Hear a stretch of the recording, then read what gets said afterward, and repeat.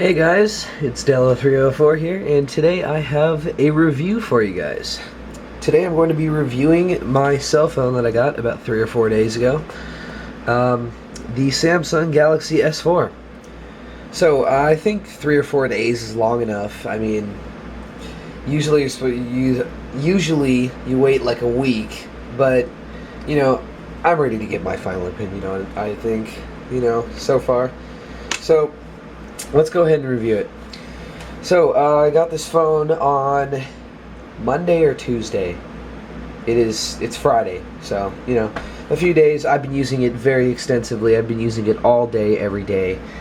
And, I think I'm ready. So, here we go. So, this is the Samsung Galaxy S4. This is basically one of the most talked about Android smartphones right now. That in the HTC One. And I personally prefer this one, but that's a whole different thing. So let's go ahead and dive right into the review of the Samsung Galaxy S4. Alrighty, so let's go ahead and start off the review with a hardware tour. So you can see the phone is about this big. I have pretty big hands though, so I think I'll get something for a comparison. Let's compare it to my Logitech M525 mouse. So it's a pretty big phone.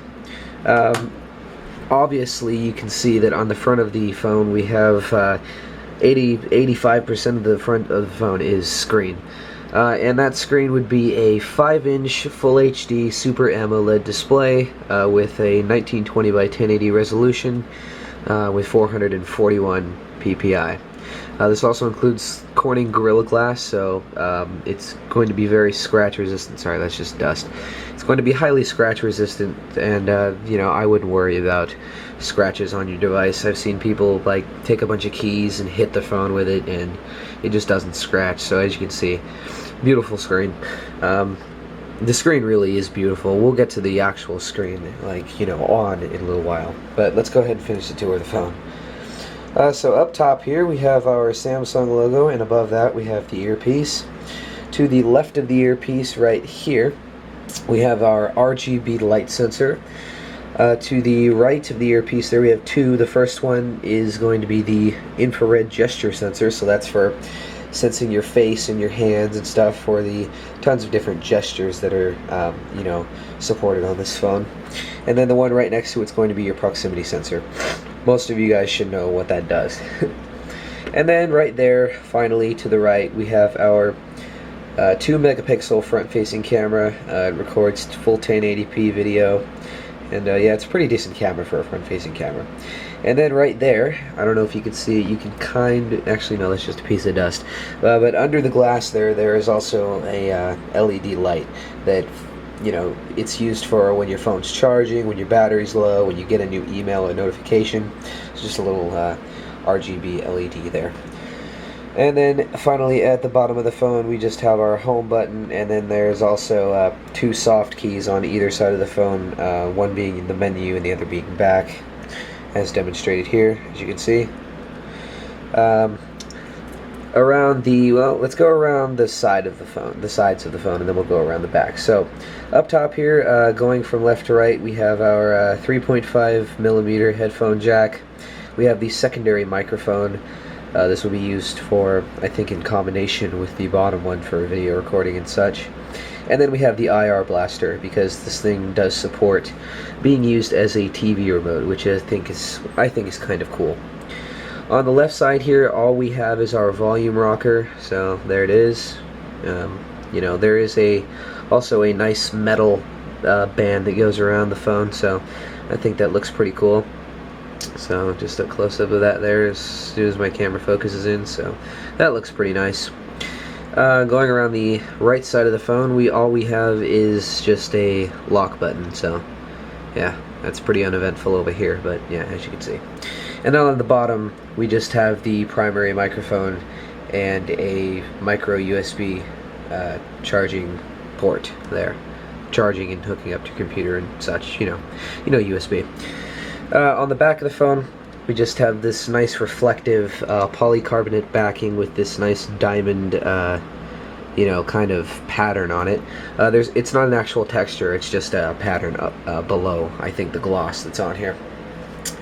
So up here we have our rear-facing camera. It is a 13 megapixel shooter. It records full 1080p video at 30 FPS, and it's got a backside illuminated sensor, just like the front camera. So that's pretty cool.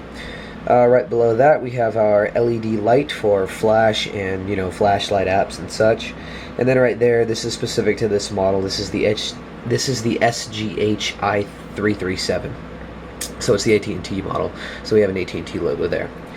Down here we just have our Galaxy S4 branding and the small outlet for the speaker. So that is a complete hardware tour of the phone. It feels really nice in the hand. I actually love the design of this phone, and even though it's plastic, it's built very well in my opinion. And trust me, I came from an iPhone, so I would know. So yeah, that's all I have to say about that. The actual internal specs of the phone, let's go ahead and go through that right now. So it has a Qualcomm Snapdragon 600 system on a chip, which comprises a 1.9 gigahertz Krait 300 quad-core CPU and an Adreno 320 GPU. And it also has 2 gigabytes of LPDDR3 RAM. So it is a very fast phone, and it is one of the highest spec Android phones you can buy these days. One more thing, the battery sits right under here. We have a large 2600 milliamp lithium ion battery, and it also supports NFC and wireless charging, so that's kind of cool. The NFC works through the battery, so that's kind of interesting. Battery life, well, it's very good compared to my last device, which was an iPhone 4. It actually takes some effort to drain this thing. It'll last anywhere between 1 to 2 days depending on how you use it, so it's a really good battery. So that's that. So let's go ahead and start taking a tour of the software and stuff on this phone. So yeah, let's do that now. Alrighty, so let's go ahead and get into the software on this baby. So if we press the lock button, we're greeted with this beautiful lock screen, so we can just slide like that to unlock the device. This is running the TouchWiz over Android 4.2.2, so yeah, I actually like it. I think it's good. So yeah, that's all I really have to say about that. So this phone does include a bunch of gestures with it, so you can do a ton of different things. I'm not going to demonstrate them all, but I'll demonstrate a couple of them. One of them is Smart Stay, where as long as you are looking at the screen will not turn off. So that is great, so you don't have to keep tapping the screen every 60 seconds to keep it on. So that little light, that little eye icon right up there is the Smart Stay feature. So that is very cool. Also, another thing would be Air View. So if you go up here and we look at this and we hover our finger over the display, it'll look at the message. So as you can see here, hold on, I actually tapped it, but if I go and see, I'm not even touching the screen, as you can see, and it'll give you a preview of the message. So I think that's kind of cool. Another thing would be just hand gestures. There's one where you can go ahead and take a screenshot of the settings. Let me see if I can get it to do it on the first try. You can take your hand and you can swipe it over the device. Here, let's see. It doesn't always work and it's kind of tedious, but if you swipe it over the device, let's see. Yeah, there we go. So it'll take a screenshot. You have to actually make contact with the display. Sorry about that. So it saved a screenshot just now, and there it is. So yeah, screenshot. That's kind of cool. So yeah. Sorry, keep sending. Okay, there. So anyway, those are a couple of the gestures. I'm not going to go ahead and demonstrate them all because frankly, some of them don't work. The Smart Scroll feature I cannot get to work for the life of me. Where you tilt the phone and it'll scroll, or you can tilt your head and it'll scroll. I couldn't get that to work for me, honestly. I don't know. Maybe it just doesn't like my face or something. So I can't demonstrate that. Another thing is Smart Rotation, where it'll check the angle of your face before it, switches the orientation, so you can use your phone sideways. So like if I'm looking at the phone and I do that, it won't switch. Because I was just looking at the phone right now, that's why I didn't switch. So that's kind of cool. And then if I do it again, oh no, never mind, it's on the home screen. So let's see if I can get that to do that. So I'm looking at the phone, and I'm tilting it, and okay, so that was a terrible demo, but it does work most of the time. So yeah, that's pretty cool. You have to be, I think I have to be a little closer to the phone than this. So, I mean, the gestures, overall they're cool, but they don't always work, and some of them are a little bit gimmicky. But a couple of them, like Smart Stay, Smart Rotation, and the Air View thing, those are kind of cool, and those I can see how those are kind of useful. So, yeah. So let's go ahead. Okay, I have a message, but I'm not going to demonstrate the camera in this review. If you want to see a video test, which I did record, I think yesterday, yesterday, go ahead and click on this finger. So that'll take you to the video test video, where you can see the beautiful camera shots from this 1080p rear-facing camera.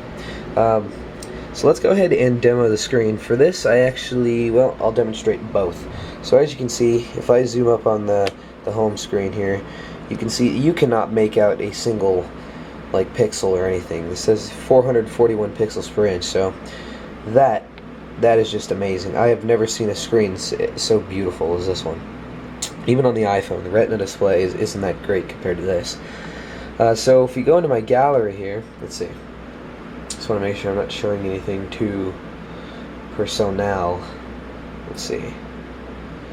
So if I go ahead and take a picture, oh no, I'll use a different picture. So here is a picture of my old phone on the screen.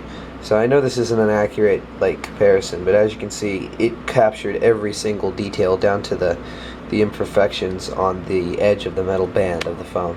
So this is it's an amazing screen. 1080p screen on a phone. My desktop monitor, which is right behind the phone here, doesn't even have that high resolution. So yeah, there's also a cool thing called S-Voice. It's like Siri, but you know, it's just as good. What's the weather like today?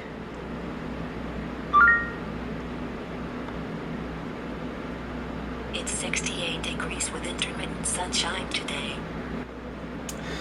So the speaker on the back of this phone is definitely not that bad, actually. It's actually good for casual listening, as long as you're not too, concerned, or not too much of an audiophile. So if we play this at nearly full volume,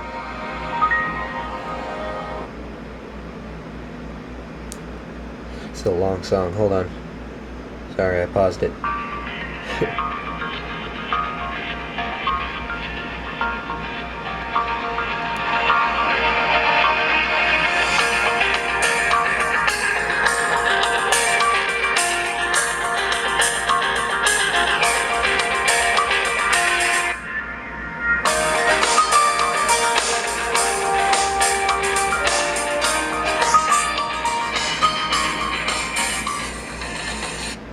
So it's a very decent speaker for what it is. I mean, it's just a little tiny speaker back in the back of the phone, so I thought it was decent for what it is.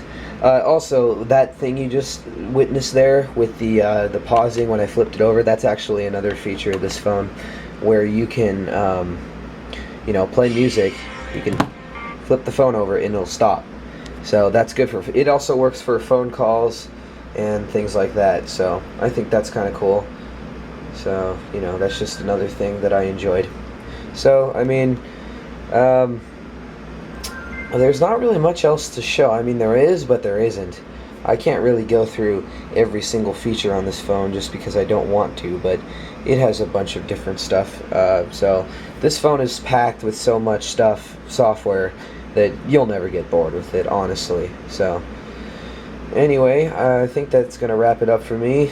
So, all in all, in conclusion, I give this phone a 9.5 out of 10. One reason being, the Android operating system takes up about half of your storage. This is a 16 gig model, and it only leaves you with about 9 point something gigs free. So that might be a con for some people. Yet again, you can, here, I'll do it. You can pop the back off this phone, and you can install an SD card, a micro SD card, So here, let me see if I can. Okay, so you can install. Okay, I'm doing things on the phone. Let's unlock it. You can install a micro SD card right there, and I have a 4 GB in there right now. So yeah, and that's the back of the phone, by the way, in case you wanted to know. And then the back is just thin plastic, but when it's on the phone, it feels very sturdy. Trust me. So that is the review of the Samsung Galaxy S4. That's really the only con I could find with this, other than, you know, it's really the same con. In other words, the bloatware is bad also. I mean, like I said, there's a ton of things on this phone that you'll never use.